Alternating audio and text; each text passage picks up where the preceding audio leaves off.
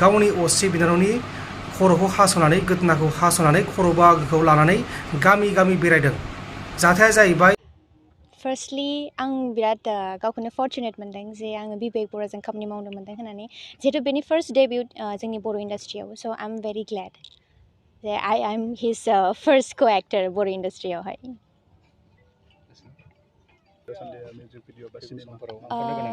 फिउचारनि मोनसे केनि देवरि बसुमतारी आदाजोंहाय मोनसे मुभि सावरायदों जोङो ओमफ्रायहाय मस्टलि बाय आगस्ट शुटआ जानो हागौ आं बुंनो हाथ'वा बाट I am also very excited looking forward to that.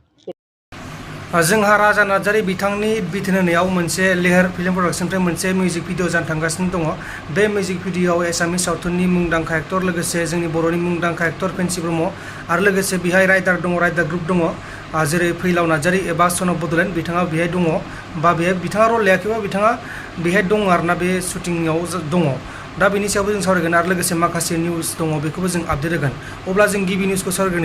जोंना गिबि निउसआनो जाहैबाय मोसौनिफ्राय जायफोरा मोसौखौ हगारो बिसोरनि मोसौनि बिगोमाया खनबा सोबा जानांगोन सेन्देलजों खनबा सोबा जानांगोन आरो लोगोसे 500 रांनि जुरिमाना होनांगोन। बे जाथाया जादों बा बे फोसावनाया जादों मध्य प्रदेश रायजोनि नागादुई गामियाव मोसौनि जेंनाया गोबां बांदोंमोन। बेनिखायनो सारपान्चआ एबा गावबुराया बे जेंनाखौ सुस्रांनो थाखाय बे थांखिखौ लानाय जादों। थांखियानो जाहैबाय जुदि मोसौखौ खायालासिनो लामाफोराव हगारोब्ला आरो हमजायोब्लाथाय मोसौनि बिगोमाया सेन्देलजों खनबा सोबा जानांगोन आरो लोगोसे 500 रांनि जुरिमाना होनांगोन। गोबां सोमोनांथाव बियो। दा बे निउसआ आथिखालाव गोबां सावरायजागासिनो दङ।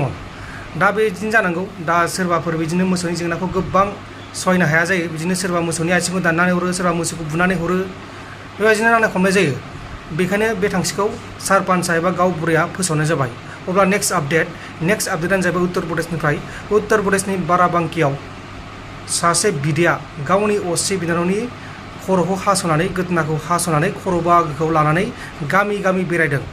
जाथाया जाहैबाय बिनानावा सासे सेंग्राजों गोसोथोलायोमोन आरो बेखौ बिदाया बादा होदोंमोन, बेखौ हेंथा होदोंमोन, बेखौ गार नङाबा नोंखौ आङो बुथारगोन होननानै बादा होदोंमोन सिगांनो। नाथाय बादा होसेयावबो बिनानावा बेखौ मानियाखैमोन आरो बिनानावा बेजों लाइन मारनायाव बिदाया नुनायाव बे जाथायखौ खालामदों आरो दायनिगिरि बिदाया पुलिसजों एरेस्ट खालामजादों। हमजानाय बिदानि मुङानो जाहैबाय एबा गावनि बिनानावनि गोदोनाखौ हास'नानै खर' बाहागो लानानै बेरायग्रा बिदानि मुङानो जाहैबाय रियाज। दा बे जाथायनि सायाव पुलिसा गावसोरनि खामानिखौ मावगासिनो दङ। गोबां साननो गोनां, गावनि बिनानावा गुबुन सेंग्राजों गोसोथोलायोमोन आरो बै सेंग्राजों गोसोथोलायनायखौ बिनानावखौ बादा होदोंमोन आरो बिनानावा मानियाखैमोन, बेनिखायनो बे जाथायखौ खालामदों। दा बे जों मोननै निउसखौ होबाय। अब्ला जों दानिया फैलाव नार्जारी एबा पेन्सि ब्रह्म आरो लोगोसे एसामिस फिल्मनि मुंदांखा एक्टर बिथांमोना बे शुटिंनि सायाव मा बुंखो बेखौ खोनासंदो। एक्चुअलि आं बेहाय पार्ट लायाखै।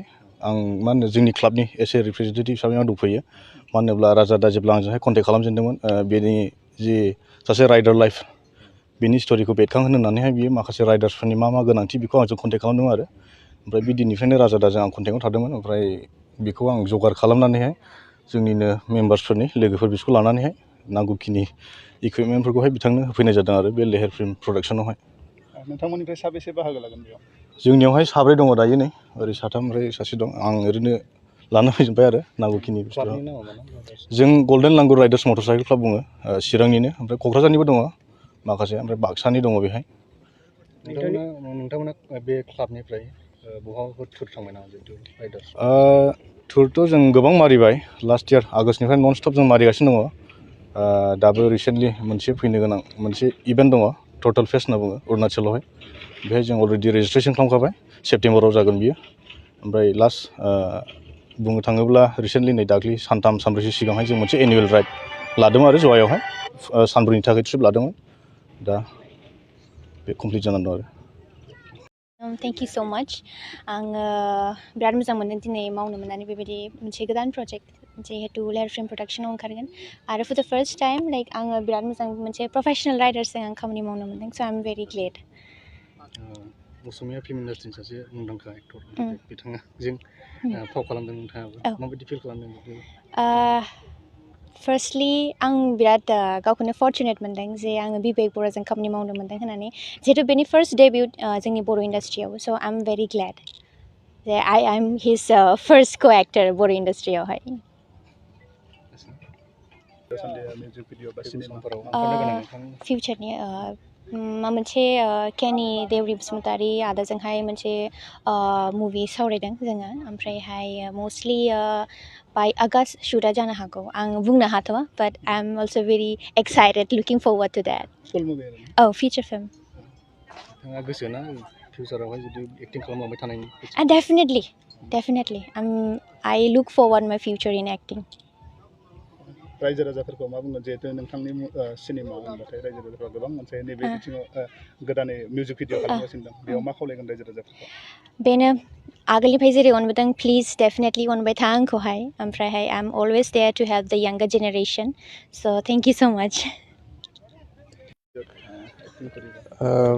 খুব বেছি ভাল লাগিছে আৰু বহুত আগৰ পৰাই আশা কৰি আছিলোঁ যে বড়ো ইণ্ডাষ্ট্ৰীৰ লগত বড়ো ফিল্ম ইণ্ডাষ্ট্ৰীৰ লগত মই জড়িত হ'বলৈ বা কাম কৰিবলৈ আৰু এবাৰ সুযোগ পাইছোঁ ইয়াত কাম কৰিবলৈ খুব ভাল লাগিছে গোটেই টিমটো বহুত প্ৰফেশ্যনেল টিম আৰু যোৱা দুদিনৰ পৰা আমাৰ শ্বুটিং হৈ আছে সোনকালে ৰিলিজ হ'ব এটি সুন্দৰ ৰোমেণ্টিক গীত সমূহ বড়ো বাসিন্দাসকলৰ বাবে এটি ৰোমেণ্টিক গীত আহি আছে নামটো হৈছে নিজম চমনি আশা কৰিছোঁ আপোনালোকে সকলোৱে ভাল পাব আৰু গীতটি আপোনালোকে উপভোগ কৰিব পাৰিব অনলি অন ইউটিউব চেনেল যাৰ নামটো হৈছে লেহেৰ প্ৰডাকশ্যনৰ আণ্ডাৰতে গীতটি ৰিলিজ হ'ব আৰু গীতটিত মই অকল নহয় মোৰ লগত এটা ৰাইডাৰ টীম আছে আমাৰ বড়োলেণ্ডৰ the golden langurs they are the brothers they বিভিন্ন ঠাইত ৰাইড কৰিছে আৰু এই গীতটিত মানে সহযোগ কৰিছেহি thank you so' much guys চ' গতিকে আপোনালোকে সকলোৱে চাব এনজয় কৰিব প্ৰফেশ্যনেল ৰাইডাৰ দে আৰ প্ৰফেশ্যনেল ৰাইডাৰ্ছ এতিয়া প্ৰফেশ্যনেল এক্টৰ্ছো হৈ গৈছে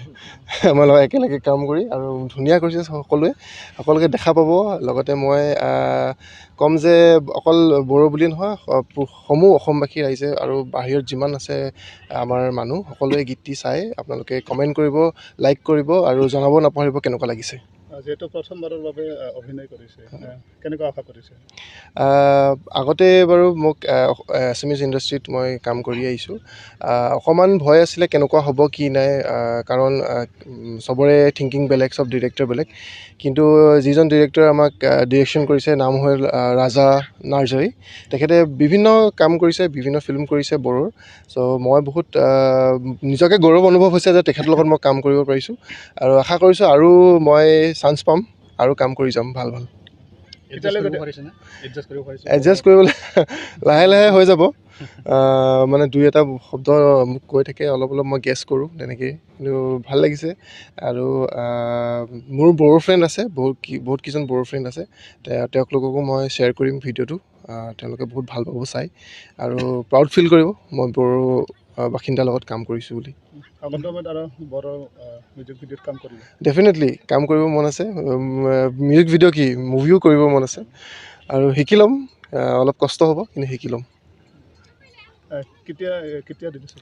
ৰিলিজটো এতিয়ালৈকে ডেট ফিক্স কৰা নাই খুব বেছি চাগে 10 দিনমান লাগিব ৰিলিজ কৰোঁতে তো আকৌ কৈ দিওঁ যে গীতটি আপোনালোকে চাব পাৰিব only on YouTube channel Leher production চ' যেতিয়া ৰিলিজ হ'ব আপোনালোকে চাব